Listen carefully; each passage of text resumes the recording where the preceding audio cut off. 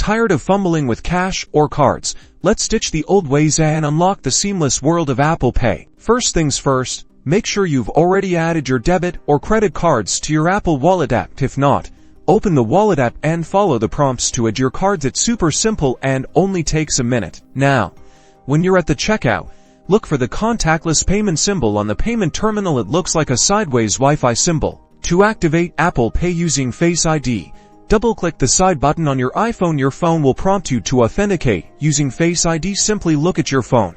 If you have Touch ID, instead of double-clicking the side button, rest your finger on the home button. Alternatively, if you haven't set up Face ID or Touch ID, you'll be prompted to enter your passcode. Once authenticated, hold your iPhone near the contactless payment terminal. You'll see a check mark and the word "Done" on your screen. The terminal will then indicate that your payment has been approved. And that's it.